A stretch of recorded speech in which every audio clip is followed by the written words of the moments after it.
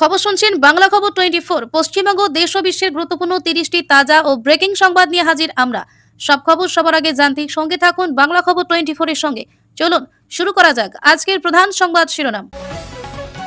মহিলাদের জন্য বাম্পার উপহার, প্রতি বছর সোজা অ্যাকাউন্টে ঢুকবে 40,000 টাকা। ভোটের আগে মেগা ঘোষণা। ককরোচদের জন্য প্রস্তুত থাকুন, সিজেপির পোস্ট জানালো পূরণ না হওয়া 3 দাবি নিয়ে দিল্লিতে 5 সেপ্টেম্বরে মিছিল হবে।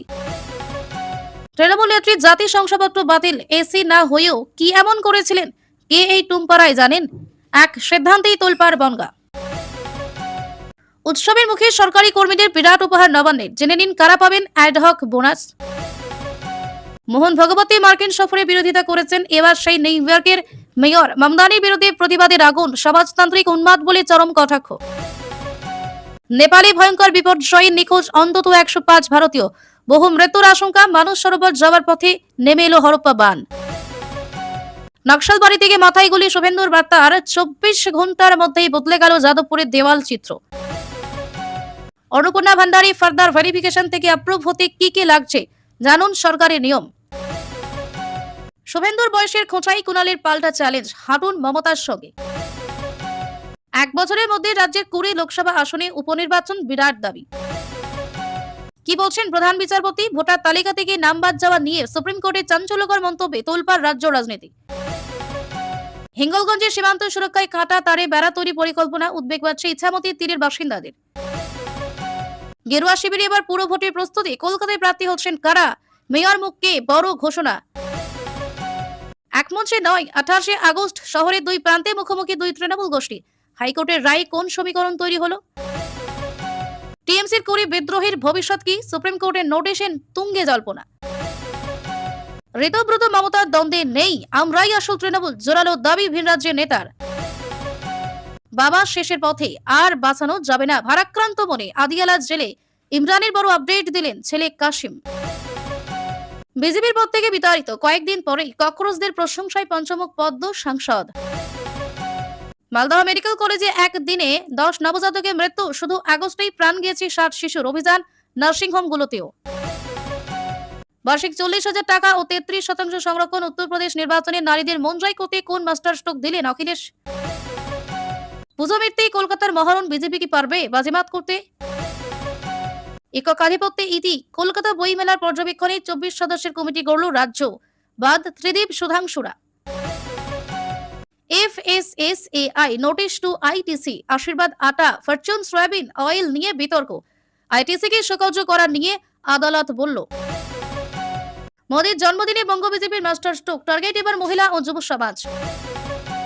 বাতিল হচ্ছে পুরনো সমস্ত আবেদন, বার্ধক্য ভাতা নিয়ে বড় সিদ্ধান্তের পথে রাজ্য সরকার।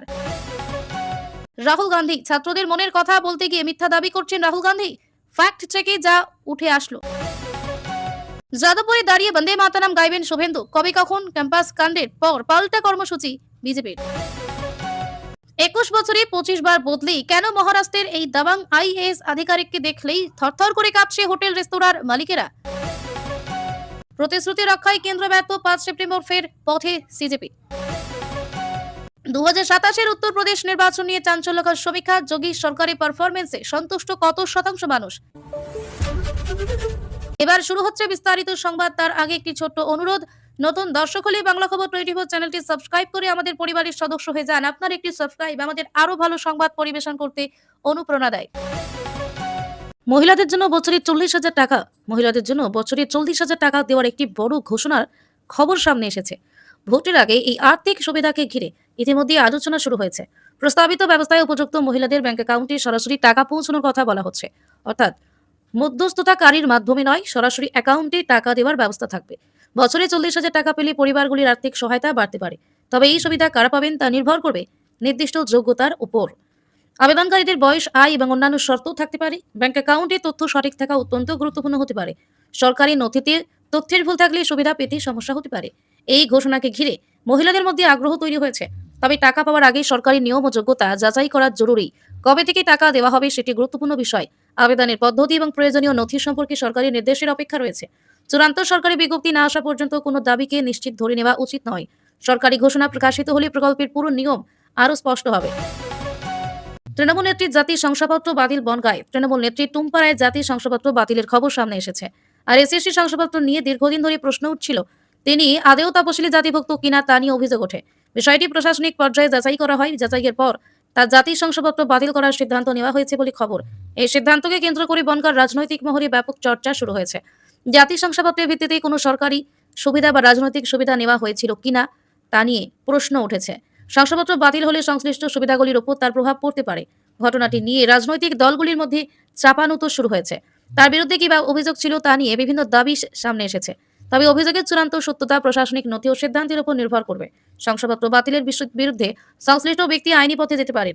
এই ঘটনায় বনগাঁর স্থানীয় রাজনীতিতে নতুন করে উত্তেজনা তৈরি হয়েছে। পরবর্তী সময়ে প্রশাসন বা আদালতের সিদ্ধান্ত গুরুত্বপূর্ণ হয়ে উঠতে পারে। পুরো বিষয়টি নিয়ে এখন আরও তথ্য প্রকাশের অপেক্ষা রয়েছে।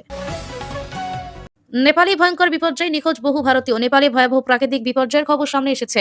মানুষ সরোবর যাওয়ার পথেই বিপর্যয়ের মুখে পড়েছেন বহু মানুষ। হরপ্পা বাঁধ নেমে পরিস্থিতি ভয়াবহ হয়ে ওঠে। এই ঘটনায় অন্তত ১০৫ জন ভারতীয় নিখোঁজ হওয়ার খবর প্রকাশিত হয়েছে। নিখোঁজদের মধ্যে তীর্থযাত্রী ও পর্যটকেরাও থাকতে পারেন। বিপর্যয়ের কারণে যোগাযোগ ব্যবস্থা ব্যাহত হয়েছে। অনেক জায়গায় রাস্তা ও যাতায়াতের পথ ক্ষতিগ্রস্ত হয়েছে।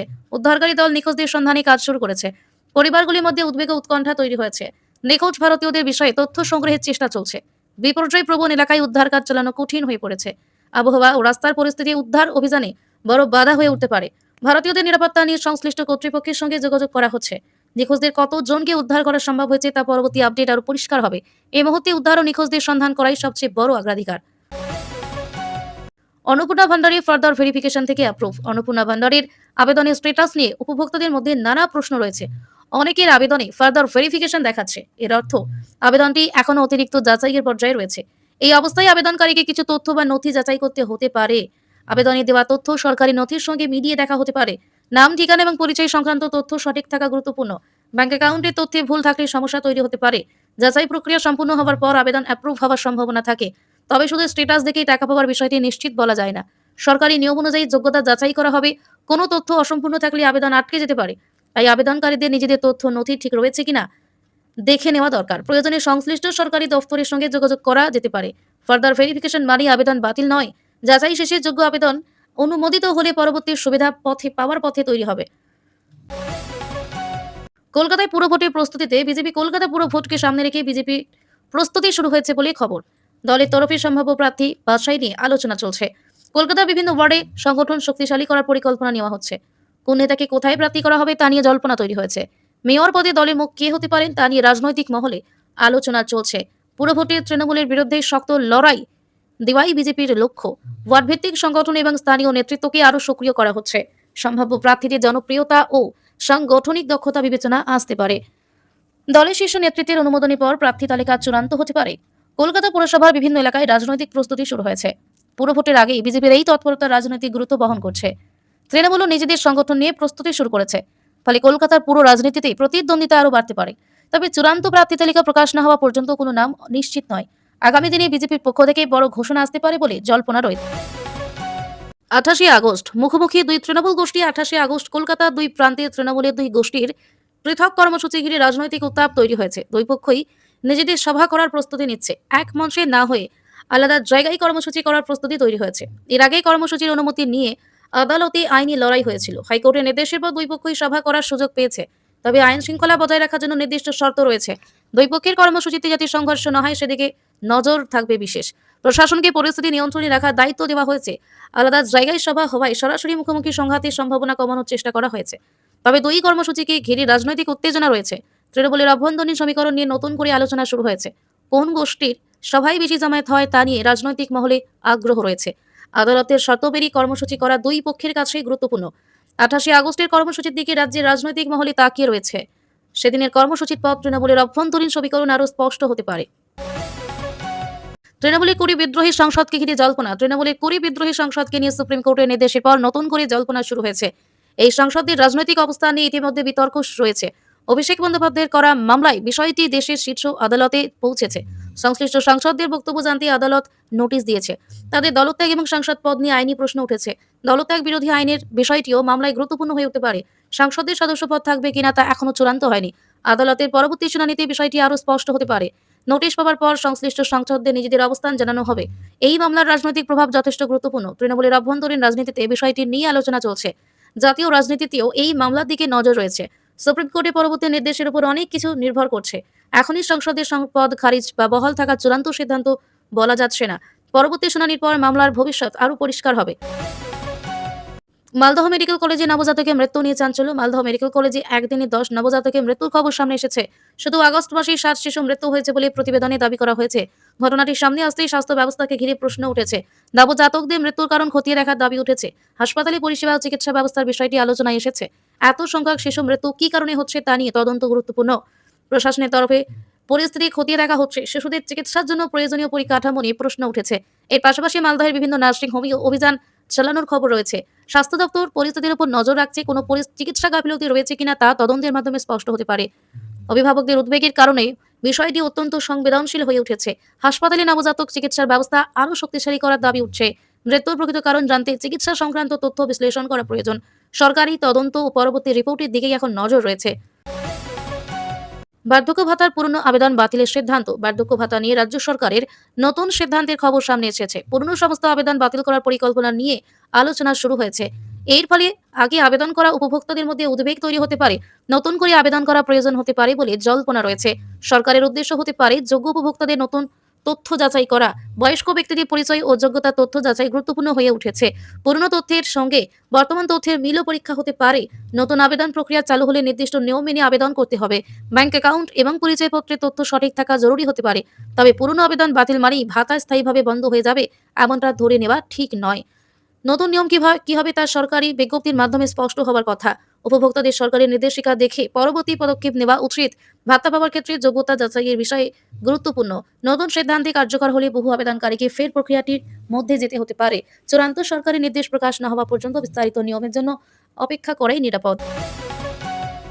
যাদবপুরে শুভেন্দুর বন্দে মাতরম কর্মসূচি। যাদবপুর বিশ্ববিদ্যালয়কে কেন্দ্র করে বিজেপির নতুন কর্মসূচির ঘোষণা সামনে এসেছে। শুভেন্দু অধিকারী যাদবপুরে গিয়ে বন্দে মাতরম গাওয়ার কর্মসূচি নিতে পারেন বলে খবর। ক্যাম্পাসের সাম্প্রতিক ঘটনাকে কেন্দ্র করে রাজনৈতিক চাপানোতরের পর এই কর্মসূচি ঘোষণা হয়েছে। বিজেপির পক্ষ থেকে এই কর্মসূচিকে পাল্টা রাজনৈতিক কর্মসূচি হিসেবে দেখা হচ্ছে। কবে এবং কখন কর্মসূচি হবে তা নিয়ে আগ্রহ তৈরি হয়েছে। যাদবপুর বিশ্ববিদ্যালয়ের মতো গুরুত্বপূর্ণ ক্যাম্পাসে এই কর্মসূচি নিয়ে রাজনৈতিক উত্তেজনা তৈরি হতে পারে। বিজেপি নেতৃত্ব জাতীয়তাবাদী বার্তা তুলে ধরতে চাইছে বলে রাজনৈতিক মহলে আলোচনা রয়েছে। অন্যদিকে বিশ্ববিদ্যালয় চত্বরে রাজনৈতিক কর্মসূচির অনুমতি নিয়ে প্রশ্ন উঠতে পারে। আইন শৃঙ্খলা পরিস্থিতি যাতে নিয়ন্ত্রণে থাকে সেটিও গুরুত্বপূর্ণ। কর্মসূচিতে দলের নেতাকর্মীদের উপস্থিতির সম্ভাবনা রয়েছে। শুভেন্দু অধিকারী বক্তব্য ঘিরে রাজনৈতিক মহলে আগ্রহ তৈরি হয়েছে। তৃণমূলের পক্ষ থেকে এই কর্মসূচির কি প্রতিক্রিয়া আসে সেটিও গুরুত্বপূর্ণ। যাদবপুরে কর্মসূচি ঘিরে দুই দলের রাজনৈতিক সংঘাতের সম্ভাবনা এড়াতে প্রশাসনের নজর থাকবে। শেষ পর্যন্ত কর্মসূচি কোথায় কিভাবে হয় সেটাই দেখার। ঘোষিত কর্মসূচির দিন যাদবপুরের রাজনৈতিক পরিস্থিতির দিকে নজর থাকবে।